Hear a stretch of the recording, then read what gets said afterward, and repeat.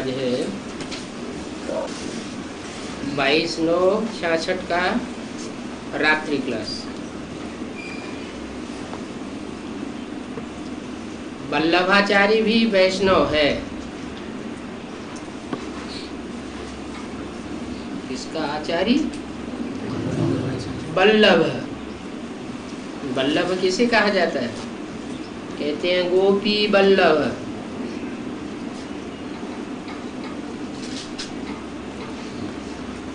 कौन हुआ? गोपी वल्लभ कृष्ण कहा जाता है। तो वल्लभाचार्य वैष्णव है, कृष्ण के भक्त, सो ही लक्ष्मी नारायण राधे श्याम भक्त, सो विष्णु के भक्त। मगर इनको पता ही नहीं है। कृष्ण तो फर्स्ट प्रिंस है। कौन से युग का? सतयुग का। और वो ही वहां जाकर के महाराजा बनेगा। जो सतयुग में फर्स्ट प्रिंस बनता है वो ही सतयुग का आदि का महाराजा बनेगा। बच्चों को अब सारा ज्ञान मिला है कि जो भी वैकुंठ के राजा रानी बनते हैं वो ही फिर जरूर 84 जन्मों में आते हैं।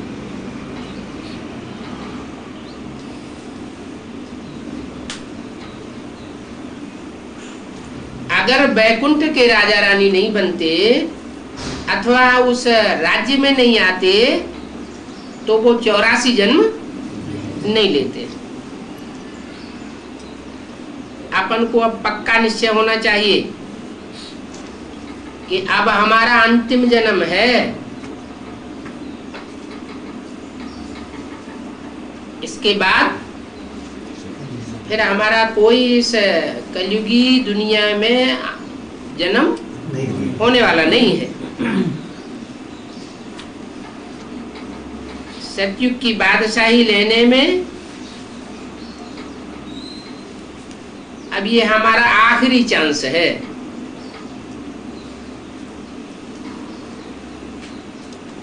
अभी तो इतने भारत के खंड कर दिए हैं। भारत सारा ही खंडित हो गया है। ये एक भी खंड नहीं रहेगा। क्या? सब खंड मिलकर के एक ही खंड रह जाएगा। खंडित भारत खलास होना है। अभी का भारत तो स्वर्ग की भेंट में कुछ भी नहीं है।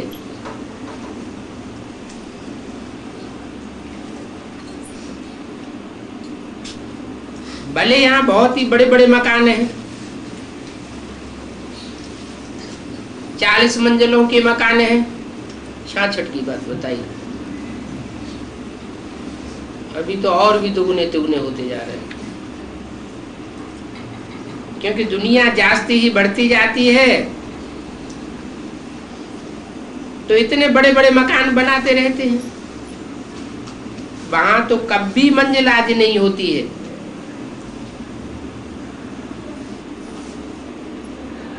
मकान कहो, मंजिल कहो, किला कहो,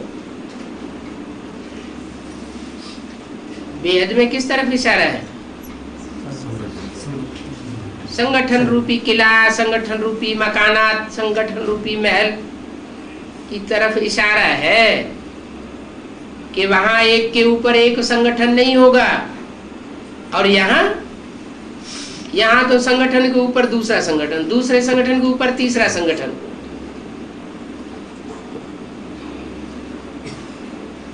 एक ऑफिस के ऊपर दूसरा ऑफिस, उससे बड़ा और ऑफिस। वहां ऐसी बात नहीं होती। एक ही राज्य होगा, एक ही राजा होगा और एक ही मत होगी।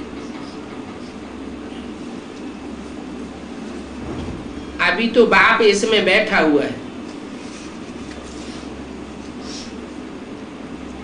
कहते हैं यह पार्ट बजाना कोई बुरी बात नहीं है, है? कौन बैठा हुआ है और किस में बैठा हुआ है? हैं? हैं?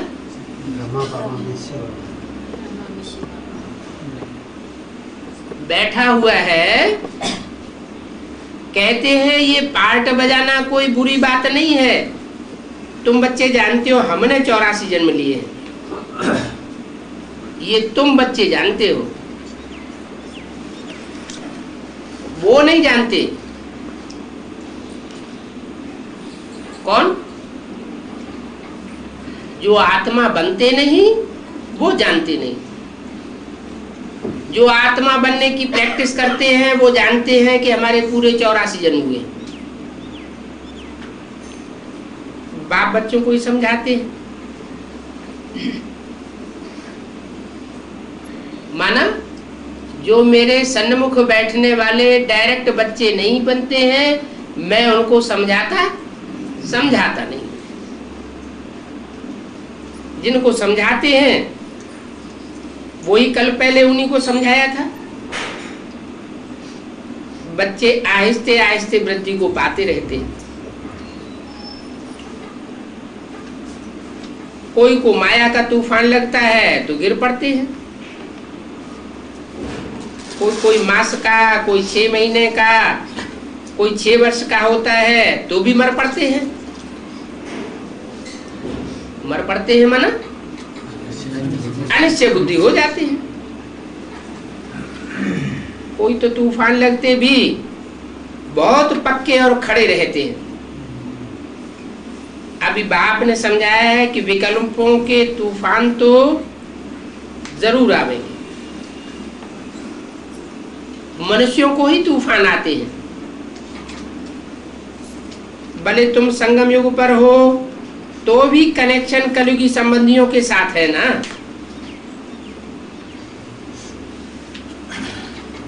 तो तूफान तो लावेंगे। तुम जानते हो योग में रहने से ही विकल्प विनाश होते हैं। अब देखो,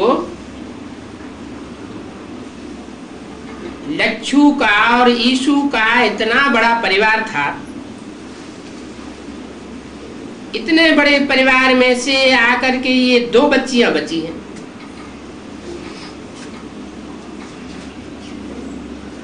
यज्ञ की आज की बात बताई। इतने बड़े परिवार से कितनी आत्माएं निकली थी, ढेर के ढेर निकले थे उस परिवार से, और उसमें से अब 2 बच्चियां बची हैं। इसलिए बाबा कहते हैं माया बड़ी चतुर है, बच्चों को पता भी नहीं पड़ता है और वो चूहे के मुआफिक काट लेती है।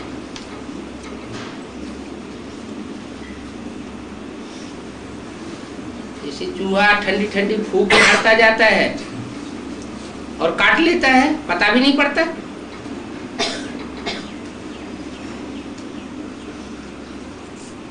बाद में चूहे का विष चढ़ता है, बाद में पता चलता है। तो बच्चे कहाँ भी रहे तो भी बाबा मुरली टैप भेज सकते हैं।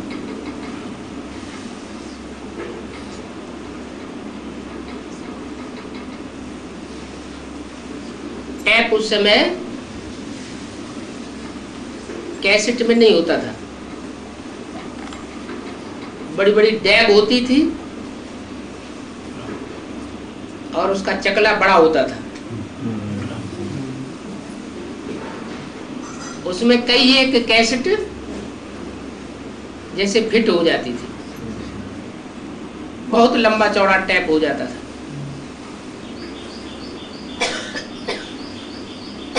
तो बच्चे कहाँ भी रहे बाबा मुरली टैप में भेज सकते हैं, क्योंकि तुम बच्चों को बाबा पढ़ाते हैं। अगर यह भी बच्चों को याद रहे तो भी बच्चे कभी मुरझाए नहीं सकते। मगर पता नहीं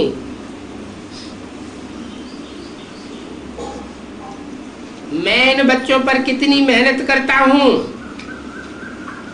तो भी ये भूल जाते हैं।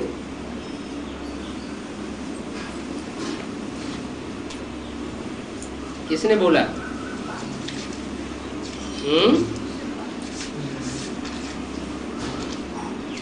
मेहनत कौन करता है?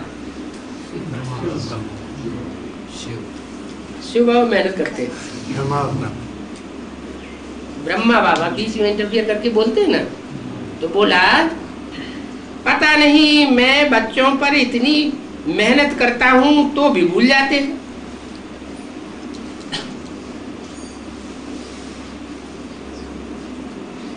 क्या कारण हुआ?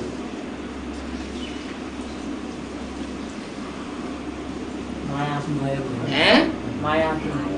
अब माया भी इतना क्यों आती है? बाप को भूलते हैं। क्योंकि उस समय बाबा ब्रह्मा बाबा भी याद किसको करते थे? शिव बाबा को याद करते थे या शिव बाप को याद करते थे? बाप को याद करते थे। तो बिंदी को याद करने में मेहनत जास्ती लगती है। बिंदी जब साकार बनती है तो मोहब्बत हो जाती है। साकार नहीं होती है तो मोहब्बत नहीं जुड़ सकती, क्योंकि साकार के ही द्वारा मोहब्बत होती है और साकार के द्वारा ही नफरत होती है। बिंदी से न मोहब्बत जुड़ती है और न नफरत होने की बात है। तो भूल जाने का कारण क्या हुआ कि बाप का प्रैक्टिकल रूप बच्चों के सामने नहीं था। तो बच्चे भूल जाते हैं, जबकि क्लास की टीचर तो निमित्त मात्र को मैंने रखी है।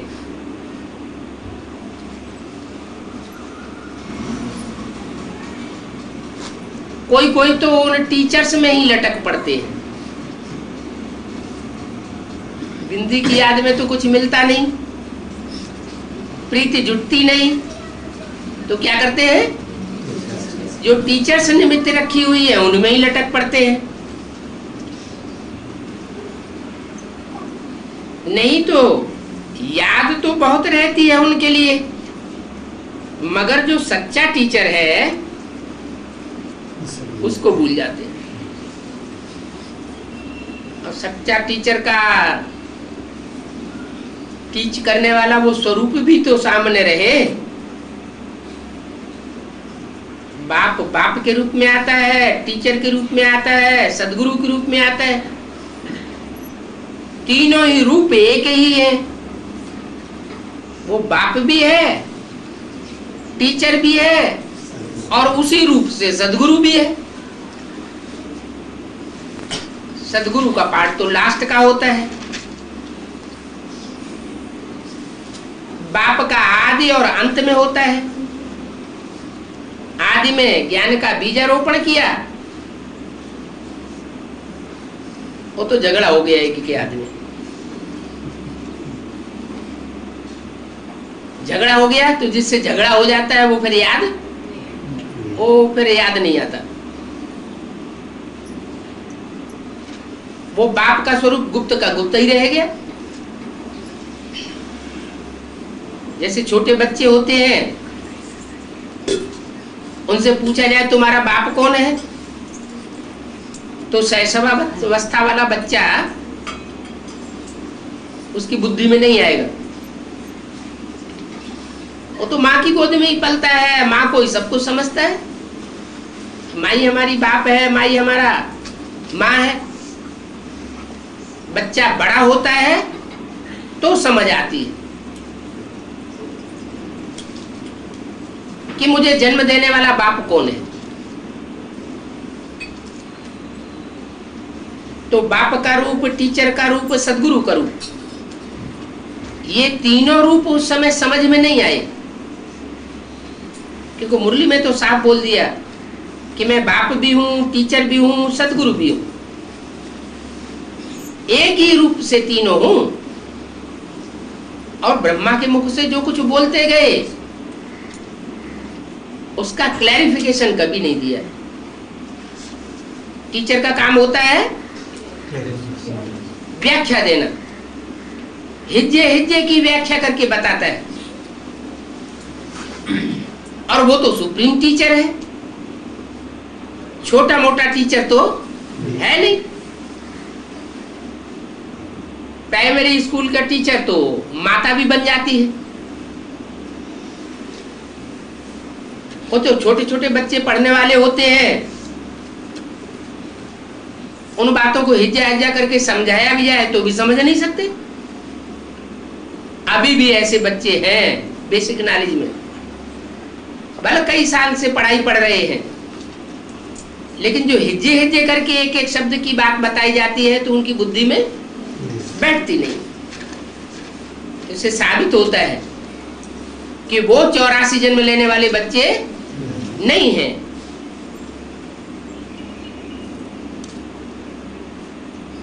टीचर की तो याद रहनी चाहिए, लेकिन टीचर की भी याद भूल जाती है, क्योंकि और टीचर्स में लटक पड़ते हैं।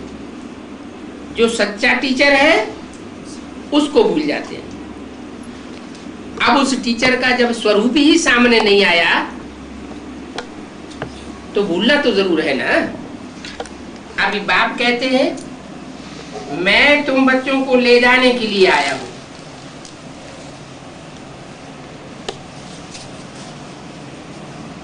तो अब तुमको तीव्र पुरुषार्थी बनना है?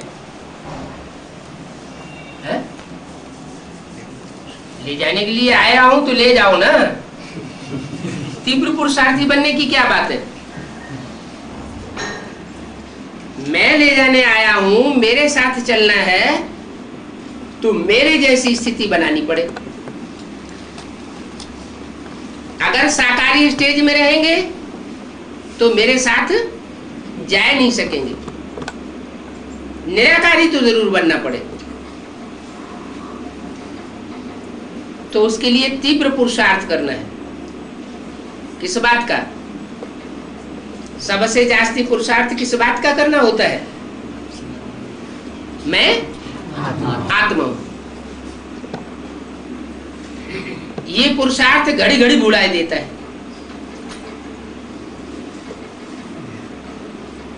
कौन भुलाए देता है? माया रावण।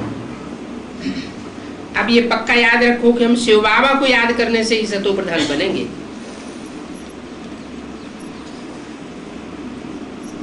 क्यों? शिव बाबा को याद करने से ही सतो प्रधान बनेंगे। लक्ष्मी को याद करें तो सतो प्रधान नहीं बनेंगे, है? या और कोई दूसरे देवता को याद करें जो 84 जन्म लेने वाला हो तो सतो प्रधान नहीं बनेंगे? क्यों नहीं बनेंगे? वो भी तो 16 कला संपूर्ण होते हैं, सर्वगुण संपन्न होते हैं, हैं? हाँ, उनकी सबकी अवस्था अभी नीचे ऊपर हो रही है, सब जन्म मरण के चक्र में आ रहे हैं। तो अगर हमने उनमें से किसी को याद किया और उसकी अवस्था अभी नीची है तो हमारा भी क्या हाल हो जाएगा? हम भी नीची अवस्था में चले जाएंगे। और शिव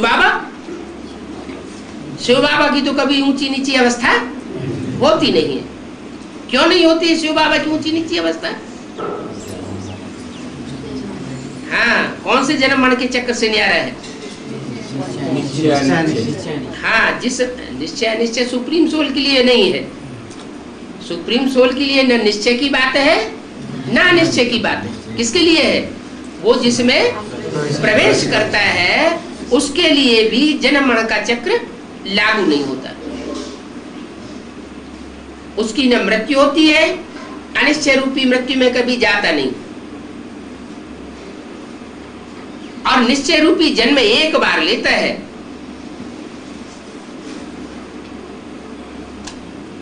बाकी मृत्यु नहीं होती। कहते हैं जन्म मरण से न्यारा है। मुरली में बाबा बोलते हैं जन्म से न्यारा कहाँ हूं, मेरा जन्म तो होता है लेकिन मरण से न्यारा हूं। मेरी मृत्यु नहीं होती। ऐसे नहीं कि ब्रह्मा के तन में आता हूं तो जिस तन में आता हूं तो तन छूट गया तो मृत्यु हो गई। तन छूटने को ही तो मृत्यु कहा जाता है। अकाल मूर्ति किसे कहा जाता है? जिसके शरीर को काल न खाए। तो ब्रह्मा के शरीर को काल खा गया, ब्रह्मा के तन में शिव की प्रवेशता थी, तो अकाल मूर्त नहीं कह सकते। तो तुम मुझको याद करने से सतो प्रधान बनेंगे, वहां सतयुग में तो दुख का नाम निशान नहीं होगा, क्योंकि तामसी होने से दुख बढ़ता है, सात्विक होने से सुख बढ़ता है। जितना जितना आत्मा सात्विक बनती जाएगी संग के रंग से, याद के फोर्स से, उतना सुख का अनुभव करती जाएगी। इस दुख की दुनिया में रहते हुए भी जीवन मुक्ति का अनुभव किया जा सकता है। अब बाप के लिए लोग ज्योति स्वरूप भी कहते हैं। काय का स्वरूप? ज्योति का स्वरूप। फिर ब्रह्म तत्व की पूजा करते हैं। बाप स्वयं ज्योति स्वरूप है, फिर भी ब्रह्म तत्व की पूजा करते हैं, फिर कह देते हैं सर्वव्यापी। तो बाबा कहते हैं कि धर्म ग्लानि हुई है और भक्ति को दुर्गति मार्ग कहते हैं, कि अंधश्रद्धा पूर्वक जो मन में आया सो कहते रहते हैं। अब तुम बच्चे जो कि पक्के हो गए हो, वो बच्चे अच्छी तरह से जानते हो कि हमने 84 जन्म पूरे किए। जो परिपक्व अवस्था वाले बच्चे हैं उनकी बुद्धि में ये बात बैठती है क्या कि हमने ही पूरे 84 जन्म लिए हैं, क्योंकि हम ही बाप की पढ़ाई पूरी पढ़ते हैं। अब बाप से हम पूरा वर्षा लेंगे, पूरा ऑलराउंडर पार्ट बजाया है, तो सुख शांति का वर्षा भी पूरा हम ही लेंगे। बाप का बच्चों पर बहुत आर और प्यार रहता है। प्यार रहता है, ये तो अच्छी बात। आर क्यों रहता है? आर माने तो आ रही होती है, हैं?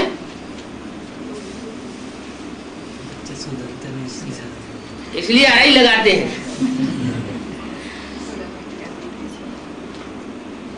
लेकिन मेरे बच्चे हैं, बुद्धिमान बाप के बच्चे भी कैसे होंगे?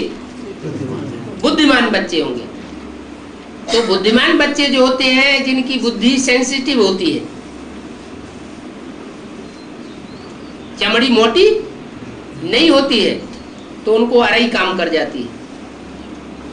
कोई जानवर ऐसे होते हैं जिनकी चमड़ी मोटी होती है, तो उसमें अराई भी काम नहीं करती, जैसे गेंडा।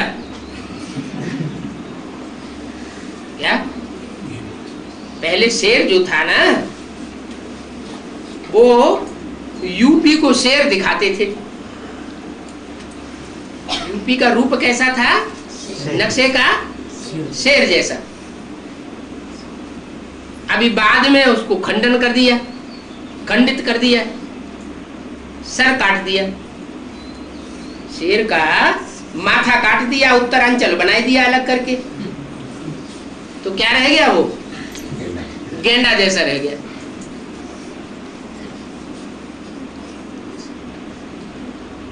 तो गेंडे में और शेर में क्या अंतर होता है?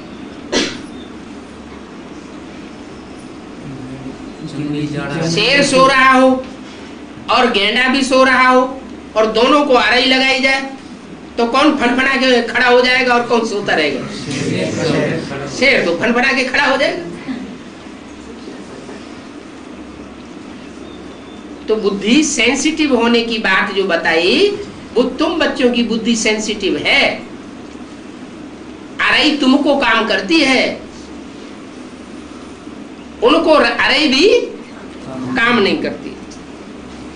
तो बच्चों पर बहुत आर और प्यार बाप का रहता है। तो बच्चों को बाबा नित नई राय देते रहते हैं।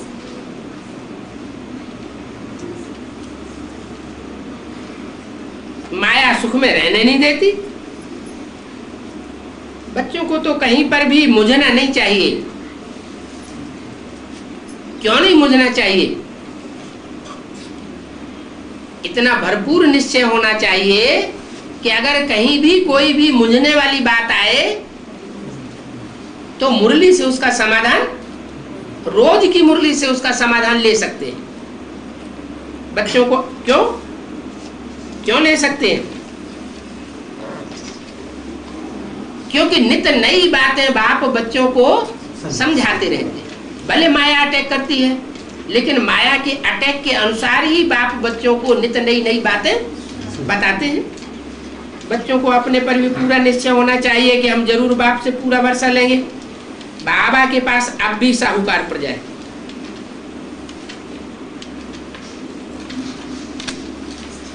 क्या बाबा प्रजा बनाने आया है? क्या है? राजा बनाने आया है या प्रजा बनाने आया है? राजा बनाने आया है तो राजा बच्चे होने चाहिए। प्रजा क्वालिटी के बच्चे क्यों हैं? बाबा के पास अब भी साहूकार प्रजा है। क्यों? साहूकार प्रजा है और गरीब फोर्थ क्लास प्रजा नहीं है। क्योंकि बाप भी जैसा बच्चे भी वैसे। बाप के लिए क्या गाया हुआ है? राम राजा राम प्रजा राम साहूकार है।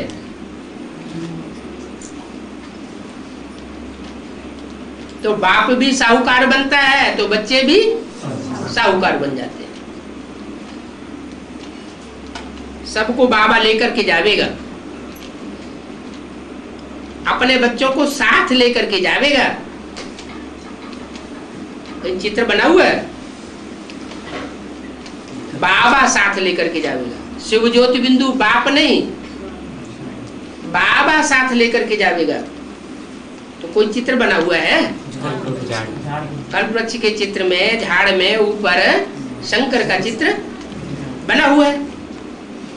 तो साकार स्वरूप है, उसको निराकार प्रवेश है तो बाबा है। और वो बाबा जो आत्म की स्थिति में स्थित होने वाले बच्चे हैं उनको अपने साथ ले जावेगा। कहाँ ले जावेगा? परमधाम ले जावेगा। ऊपर वाले में कि नीचे वाले में? तुम बच्चे परमधाम को भी षष्ठी पर उतार लेंगे तो कहाँ ले जावेगा? इस षष्ठी पर जहां भी ऐसी निराकारी संगठित स्टेज होगी बच्चों की, वहां परमधाम जैसा वातावरण हो जाएगा। कोई संकल्प नहीं चलेंगे, कोई प्रकार का भय नहीं व्याप्त होगा। भले दुनिया में विनाश होता रहे, बच्चे सुख चैन में रहेंगे। जैसे मुसलमानों की कुरान में भी लिखा है कि कयामत के समय में खुदा के बंदे बड़े चैन में रहते हैं, शांति में रहते हैं। तो बाबा सबको लेकर के ही जावेगा, चाहे मेरे साहूकार क्वालिटी के बच्चे हो, साहूकार प्रजा वाले बच्चे हो, चाहे अधिकारी बच्चे हो, चाहे राज परिवार के बच्चे हो, और चाहे महाराजा महारानी वाली क्वालिटी के बच्चे हो, सबको साथ लेकर के जाऊंगा। क्योंकि सबका रहबर है ना। अब बाबा के पास प्रजा भी नंबरवार है।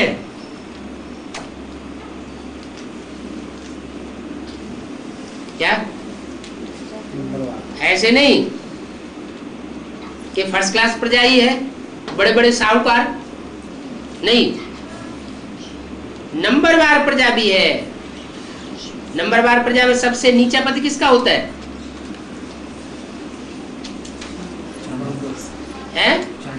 हाँ, वो प्रजा भी है। बाबा बच्चों से एक पैसा भी नहीं लेते हैं। ये नंबरवार प्रजा की बात में एक पैसा कहां से घुस गया? जो नीचे से नीची प्रजा होती है वो है चांडाल, बहुत गरीब प्रजा होती है। गरीब और साहूकार तो होते ही है। तो बाबा बच्चों से एक भी पैसा नहीं लेता है। बाबा नहीं लेता है। अगर लेता नहीं है तो ये यज्ञ कहां से चलता है? हैं? नहीं लेता है तो ये यज्ञ कैसे चलता है? बिना लिए यज्ञ चलेगा क्या? बाबा बच्चों से मांगता नहीं है। बच्चे अपना कल्याण करने के लिए, भविष्य में अपना नूध करने के लिए स्वतः ही देते हैं, यज्ञ में स्वाहा करते हैं। बाबा को दरकार नहीं है। लेकिन कोई देते हैं और दे करके फिर वापस लेते हैं। धन का मिसाल दिया तो क्या बनते हैं? चांडाल प्रजा बन जाते हैं।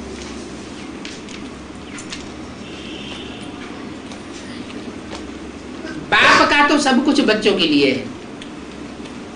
बच्चों को ये कभी नहीं सोचना है कि हमने बाबा को दिया। बाबा तो खुद ही इतना पुरुषार्थी है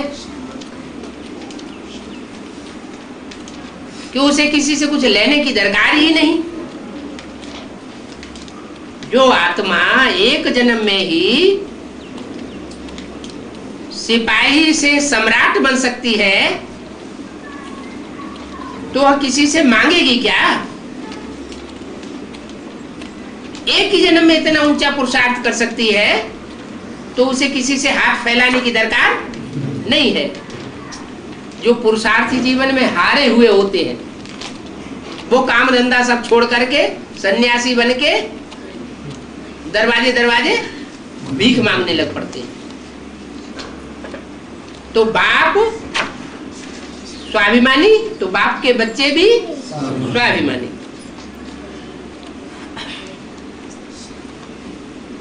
तो बाबा को दिया ये बुद्धि में नहीं आना चाहिए कि हम इतना देते हैं। नहीं, तुम अपने लिए इकट्ठा करते हो। बाप भी अपने लिए कुछ नहीं इकट्ठा करते और बच्चे भी अपने लिए कुछ भी इकट्ठा नहीं करते। बाबा तो तुम्हारे धन की सिर्फ रक्षा करते हैं।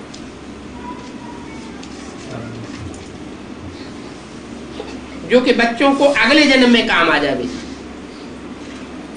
बाबा की ये बैंक है अविनाशी।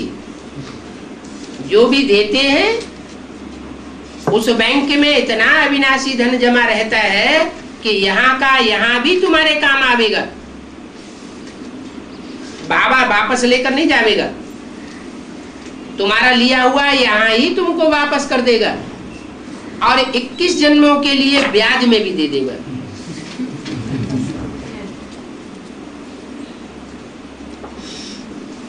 तो बाप समझाते हैं, मैं सबको संदेश देने आया हूं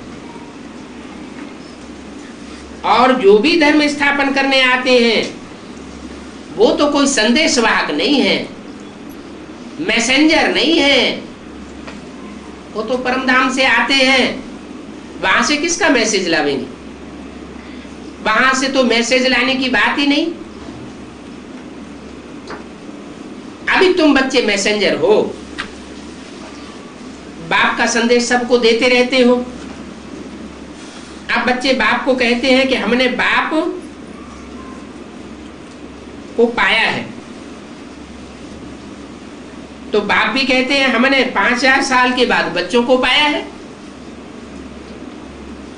और हे बच्चों, अब तुम मेरे हो, और तुम ही जानते हो कि स्वर्ग का वर्षा बाप से मिलता है। क्या कहा? तुम जानते हो, वो नहीं जानते। कौन? वो तथाकथित जो कच्चे ब्राह्मण है वो नहीं जानते कि स्वर्ग का वर्षा बाप से मिलता है। वो क्या जानते हैं?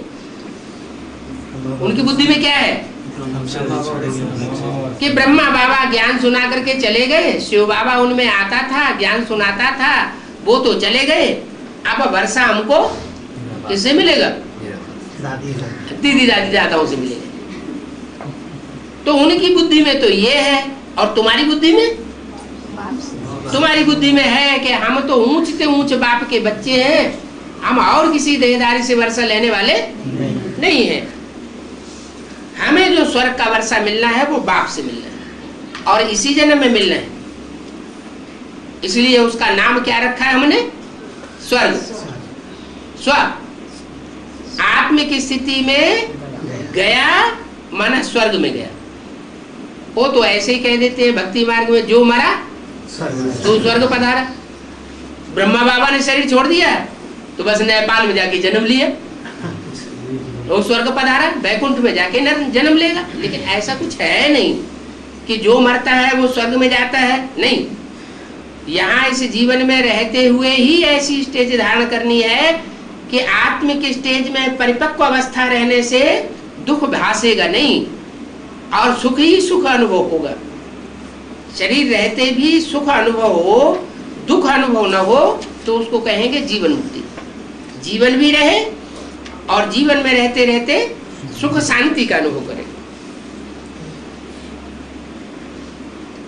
वो जो धर्म पिताएं होते हैं वो तो आकर के सिर्फ अपना धर्म स्थापन करते हैं, धर्म स्थापन करते हैं, अपनी धारणा स्थापन करते हैं। लेकिन जो पुरानापन है, पुराने धर्म हैं, पुरानी धारणाएं हैं, पुरानी मान्यताएं हैं, पुरानी चलन है, उसका विनाश नहीं कर पाते। मैं तो जितने भी धर्म पुराने हो चुके हैं, तमो प्रधान हो चुके हैं, चाहे सनातन धर्म हो और चाहे दूसरे धर्म, जो सारे ही पुराने तमो प्रधान धर्म हैं, उन सब का विनाश कर देता हूं और एक सद्धर्म की स्थापना करता हूं। ये पुरानी कुरीतियों का विनाश, पुरानी अंधश्रद्धाओं का विनाश, ये कोई भी नहीं करते। ये तो बाप ही है जो पुरानी कुरीतियों का, पुरानी अंधश्रद्धाओं का विनाश कराता है। कौन आड़े आता है? जो विनाश नहीं कर पाते और बाप विनाश कर लेते हैं। जो जो उस समय के धर्मगुरु होते हैं वो पुरानी कुरीतियों को टच नहीं करने देते किसी को। उनको पुरानी कुरीतियां चलाने में ही फायदा होता है। और बाप तो सर्वशक्तिवान है। वो धर्म पिताएं सर्वशक्तिवान नहीं होते तो वो विनाश भी नहीं करा पाते। बाप सर्वशक्तिवान है तो सब कुरीतियों का विनाश करा देता है, सब अधर्मों का खंडन कर देता है। तो अभी बाप कहते हैं, बच्चे अगर मेरा सहयोगी बनना है तो क्या करो? बाप समान बनना पड़े ना। मेरा सहयोगी बनना है तो बाप समान बनना पड़े, और बाप समान बनने के लिए बाप को याद करो और कोई को याद नहीं करो। मां में एकम याद करो। कोई दूसरे को याद करेंगे तो इतने कठिन कार्य में तुम मेरे सहयोगी नहीं बन सकेंगे। इसलिए ब्रह्मा को तो ढेर भुजाएं दिखाते हैं, हजार हजार भुजाएं दिखाते हैं, सब ढेर सारे सहयोगी बन जाते हैं। लेकिन शंकर की अनेक भुजाएं नहीं दिखाते। कभी कभी 4 भुजाएं दिखाई भी हैं तो वो भी नंबरवार है। कोई कब सहयोगी बनती है, कोई कब सहयोगी बनती है। कोई तो टाइम ऐसा आता है कि कोई भुजा सहयोगी नहीं। जो होती हैं वो भी यादगार जगन्नाथपुरी में टुंडी भुजाएं दिखाई गई, वो भी कट जाती है। तो बताया बच्चे नंबरवार पुरुषार्थ अनुसार अब तुम्हें सर्वशक्तिवान का मास्टर, सर्वशक्तिवान बच्चा बनना है। मैं अभी आया हुआ हूं तो तुम अपने पाप कर्मों का बोझा हल्का कर सकते हो, बोझा हल्का होगा। अभी बाप कहते हैं तुम अपने घर गृहस्थ में रहते कमल फूल समान पवित्र बनो, तो तुम राजा ही घराने में आ जाते।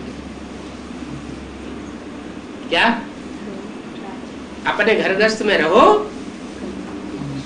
और भागने की बात नहीं है, न बाप भागता है। क्या तुम्हारी तो हद की गृहस्थी है, उन सन्यासियों की तो हद की गृहस्थी होती है, तो हद की गृहस्थी को भी छोड़ के भाग खड़े होते हैं। और बाप तो बेहद का गृहस्थी बनकर के आता है, तो वो छोड़ के भागने वाली बात नहीं है बाप के पास। बाप तो कीचड़ में कमल फूल समान रहना सिखाते हैं।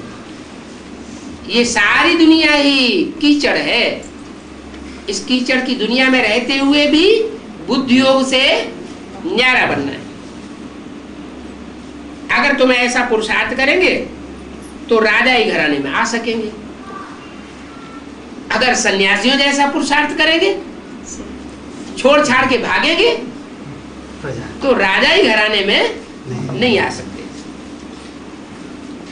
अब बाप समझाते हैं कि हे मेरे मीठे मीठे बच्चों, अब हर घड़ी बुद्धि में ध्यान रखो कि मौत सामने खड़ा है।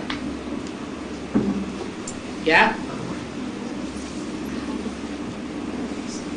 कथा आती है राजा परीक्षित की, उनको पता चला कि 7 दिन के अंदर प्राण छूट जाएंगे, तो उनका पुरुषार्थ कैसा हो गया? बहुत तीखा हो गया। तो तुम बच्चे भी ये बात बुद्धि में धारण करो, क्या कि मौत हमारे सामने खड़ा है। ऐसे ही करते करते अंत में कर्मातीत स्टेज तक पहुंचेंगे। नहीं तो बाप बताए देते हैं कि जार जार रोना पड़ेगा।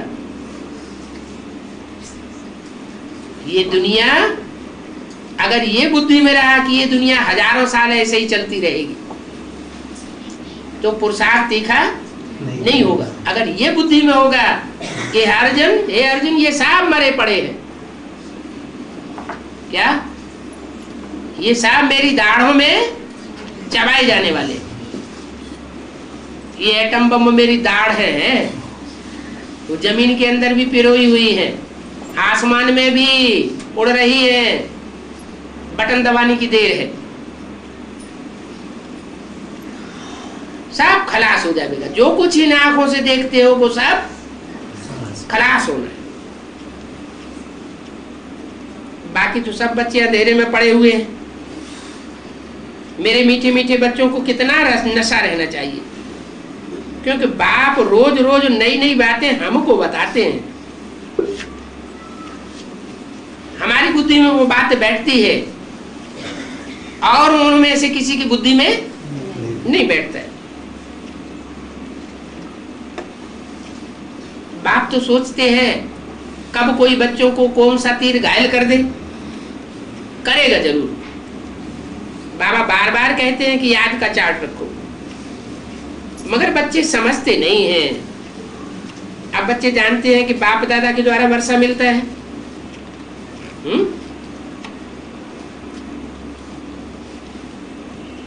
बाप के द्वारा मिलता है कि दादा के द्वारा मिलता है कि बाबा के द्वारा मिलता है कि बाप दादा द्वारा मिलता है?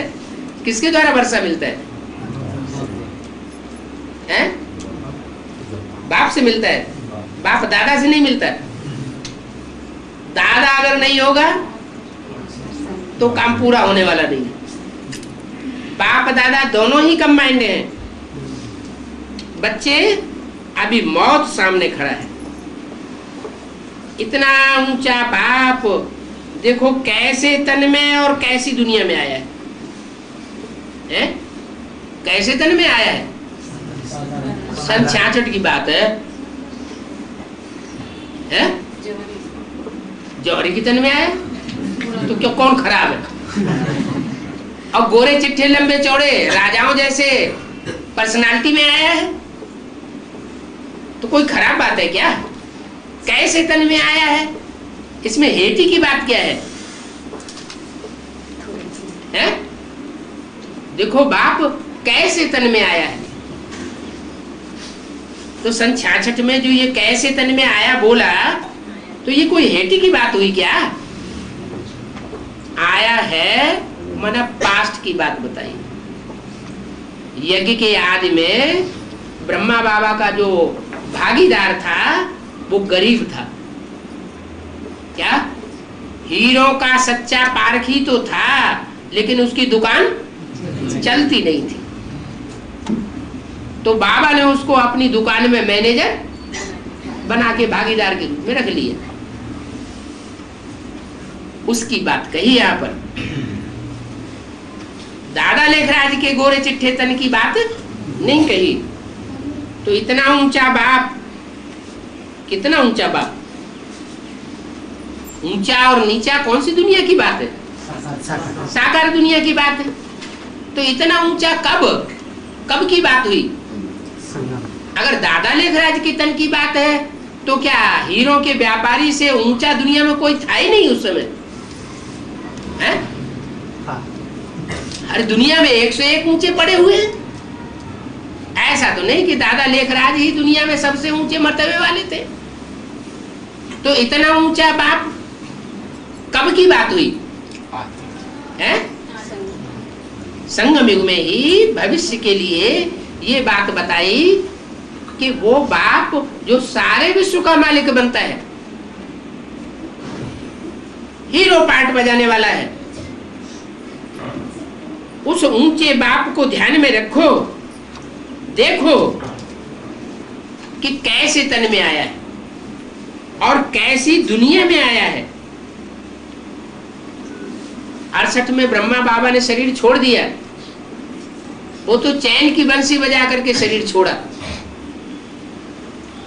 उस समय की दुनिया के मुकाबले अब तो 30-35 साल ज्यादा हो गए। अभी दुनिया और ज्यादा नीचे गिर गई है या ऊंची उठी है? और ही नीचे गिर गई है। दिन दूनी रात चौगुनी दुनिया तामसी होती जा रही है। तो देखो कैसी दुनिया में आया है, और फिर भी ऐसी दुनिया में आते हुए भी कितना देही अभिमानी है।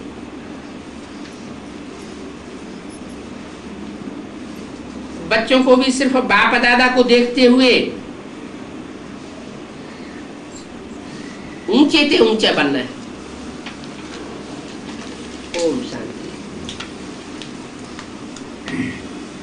दूसरा क्लास है 23/9/66 का रात्रि क्लास। तो बच्चे अनुभव यही सुनाते होंगे कि हमको बेहद का बाप मिला है, अर्थात हम बेहद के बाप से वर्षा लेते हैं। जब ये नशा बुद्धि में रहेगा कि हम कोई हद के बाप से वर्षा नहीं ले रहे हैं, बेहद के बाप से वर्षा ले रहे हैं,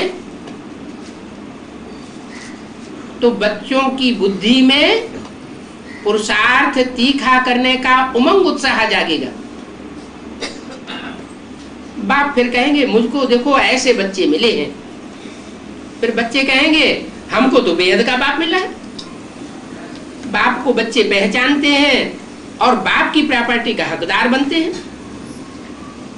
बच्चों की विशेष गुण क्या बाबा ने देखा जो दुनिया में और बच्चों में नहीं देखा? कौन सा गुण बाप देखते हैं? नहीं, बाप की पहचान। दुनिया में और बच्चे बाप को नहीं पहचानते, लेकिन मेरे बच्चे मेरे को पहचान लेते हैं। ये बड़ी सिफ्त है मेरे बच्चों की। मैं इस बात को विशेष महत्व देता हूँ। क्या? कि बाप की पहचान जिन बच्चों को हुई है, ये बच्चे जरूर श्रेष्ठ से श्रेष्ठ बच्चे हैं दुनिया के मुकाबले। और जो पहचानते हैं वही बाप की प्रॉपर्टी का हकदार बनते हैं। यहाँ पर बच्चे जब आते हैं तो कहते हैं हम बाप के बने। क्या कहा? कहाँ आते हैं तो बच्चे बाप के बनते हैं। कहाँ की बात बताई? अरे यहाँ जब बाबा कहते तो कहाँ की बात है? नहीं, यहाँ माना मधुबन। बाबा का जो घर है, जहाँ बाबा रहते थे, लगातार मुरली चलाते थे, वहां की बात बताई कि बच्चे जब यहाँ आते हैं तो कहते हैं हम बाप के बने हैं। अरे कोई आत्मा शरीर छोड़ती है, शरीर छोड़ने के बाद कहीं जाके जन्म लेती है, तब तो बाप का बनती है। अगर शरीर छोड़ने के बाद वो भूत प्रेत की तरह कोई औरों में प्रवेश करती रहे तो कहेगी मैं बाप का बच्चा बना हूं, बाप का बच्चा बना हूं या भटक रहा हूं? क्या कहेंगे? भटक रहा हूं। तो ये देखना है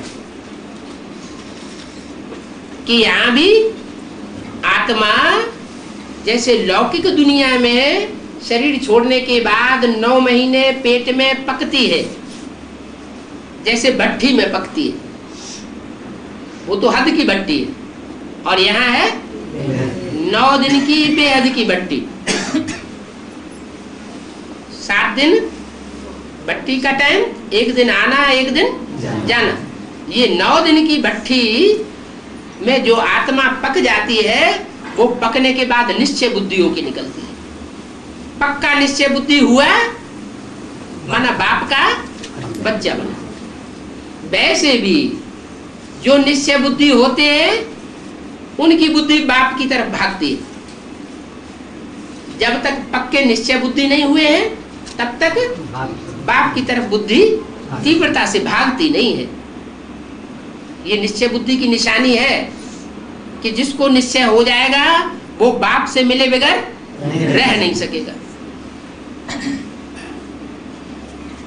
कोई कहेगा हमारे लिए पैसे की कमी है, मुरली में बाबा बोलते हैं ये बात बाप मान नहीं सकते कि बाप से मिलने के लिए कोई टाइम की कमी हो जाए या पैसे की कमी हो जाए। पैसे की भी कमी नहीं पड़ सकती और समय की भी कमी नहीं पड़ सकती, लेकिन अंदर की ये इच्छा जागृत हो जाए कि हमें कौन बाप मिल रहा है। उस दुनिया में भी आत्मा जन्म बाद में लेती है, जाकर गर्भ में 4 महीने पहले से ही उसका गर्भ तैयार होने लगता है। निर्जीव गर्भ पिंड। लंगड़ा बच्चा पैदा होना होगा तो टांग अंदर ही पहले ही टूटी हुई होगी, आत्मा ने प्रवेश नहीं किया। अंधा पैदा होना होगा तो आंखें पहले ही नहीं होंगी, अभी आत्मा ने प्रवेश नहीं किया है, सिर्फ पिंड तैयार हुआ है। ऐसे ही यहां भी जिस माहौल में जिन आत्माओं को ज्ञान लेना है वो पहले से ही नुदा हुआ पड़ा है। बाप कहते हैं मेरे बच्चे हैं ना, मैं ऊंचते ऊंच बाप हूं तो मेरे बच्चे भी ऊंचते ऊंचे हैं। उनके लिए धन की और टाइम की कमी हो जाए ये हो नहीं सकता।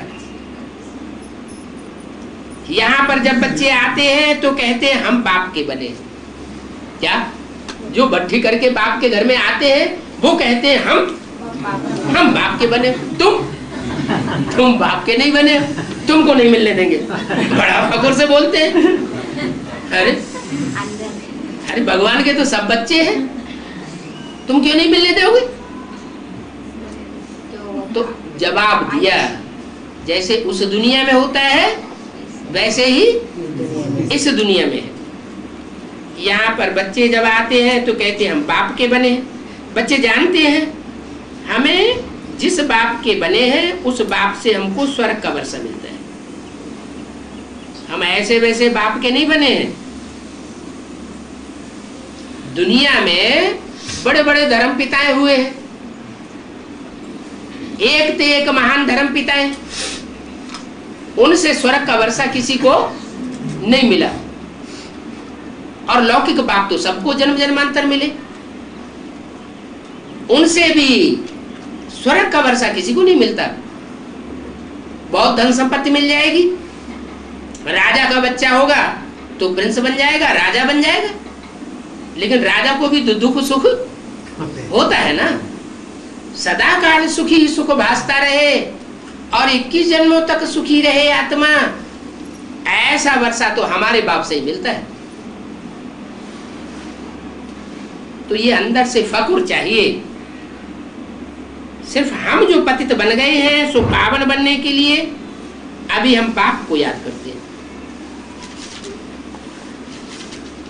ये गड़बड़ी आ गई क्या कि हम अनेकों के संग के रंग में आते आते अभी पतित बन गए हैं। पतित होने के कारण अभी हमारी बुद्धि स्थिरियम नहीं हो पा रही है। स्थिरियम बुद्धि न होने के कारण हम बाप को पूरे फोर्स से याद नहीं कर पाते हैं।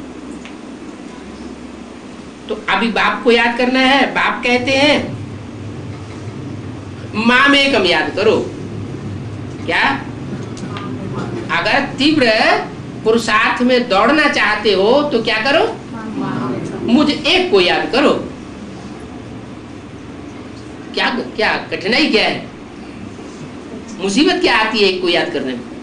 माया है? माया आती है। माया क्या चीज होती है? अपनी बुद्धि की चंचलता ही तो माया है?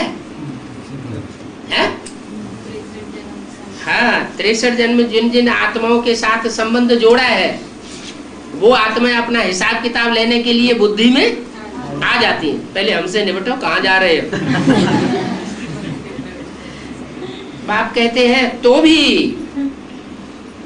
भले माया रावण इंटरफियर करता है, कोई न कोई माया का रूप बन करके आती है, कोई न कोई रावण का रूप बन करके आता है, हमारे बुद्धियों को तोड़ता है, हमको बाप से दूर करता है। फिर भी हम क्या करें? बाप क्या? फिर भी हम हठात वहां से बुद्धि तोड़ करके बाप को याद करें। दूसरा न कोई। क्या बुद्धि में रखे कि अब जरूर ऐसा समय आने वाला है। अभी भले हम मेरा मेरा मेरा मेरा मेरा मेरा मेरा मेरा बुद्धि में करते रहते हैं, लेकिन अब एक टाइम ऐसा आने वाला है, एक बाप दूसरा न कोई। ये बात बिल्कुल पक्की प्रैक्टिकल में साबित होगी। तो बाप चिल्लाते रहते हैं एक बाप दूसरा न कोई, ऐसी स्थिति धारण करनी है और बच्चे फिर भी आपस में एक दूसरे में लटक पड़ते हैं। एक ही बेहद का बाप कहते हैं कि मेरे को ही याद करो, कोई देहदारी को अब मत याद करो। क्या? ये एक ही बाप है जो कहता है, और 84 जन्मों में 84 बाप हुए होंगे, उनमें से किसी ने ये नहीं कहा होगा कि मेरे को ही याद करो और कोई को याद नहीं करो। क्यों? देहाभिमानी। हाँ, और दुनिया में जितने भी बाप हैं वो सब देह अभिमानी है। जो देह अभिमानी है उनके अनेक संबंध होते हैं और उन संबंधों को निभाते हैं। बाप जब आते हैं तो कहते हैं साहब संबंध खलास। क्या? एक बाप और बच्चा, बच्चे भी नहीं, आत्मा आत्मा भाई भाई। कोई देहधारी को याद न करो, देही बनते रहो, और याद करने से तुम तमो प्रधान से सतो प्रधान बन जाएंगे। अगर देह बनेंगे तो याद नहीं आवेगा। क्या? देह अभिमान में आवेंगे तो याद पक्की नहीं होगी। आत्म की स्थिति में रहेंगे तो जो आत्माओं का बाप है वो याद सहज आवेगा। जबकि स्वयं बाप कहते हैं मेरे बिगर किसी को याद न करो। है? कौन कहते हैं? स्वयं बाप कहते हैं। 66 में स्वयं बाप कह रहे थे। कौन कह रहा था? माँ के द्वारा कह रहे थे, माँ के स्वरूप से कह रहे थे। तो वो तो याद पक्की है ही नहीं। क्यों? क्योंकि बाबा ने तो मना कर दिया कि ब्रह्मा का चित्र भी नहीं रखना है, ब्रह्मा को याद ही नहीं करना है। तो याद करेंगे अगर उस चोले में तो वो तो झूठी याद हो गई, अधूरे की याद हो गई। अभी बाप कहते हैं कि मैं स्वयं आकर कहता हूं क्या कि मुझे याद करो, मेरे बगैर किसी और को याद करोगे तो व्यभिचारी याद हो जाएगी। व्यभिचारी याद होगी तो बुद्धि कैसी बनेगी? व्यभिचारी बुद्धि बनेगी। तो पाप बढ़ेगा या घटेगा? बढ़ेगा। कोई पति होता है अपनी पत्नी से क्या चाहता है कि मेरे को याद करे और किसी को याद न करे। पापी भी है, बच्चे से यही चाहता है कि मेरा बच्चा मेरी ही बात माने, मेरे अलावा और किसी की बात और किसी का आज्ञाकारी न बन जाए। तो ये बेहद का बाप है। वो भी कहते हैं बच्चे अब माम एकम याद करो और कोई को याद न करो। तो मैं गारंटी करता हूं कि तुम स्वर्ग के मालिक जरूर बने। ओम शांति।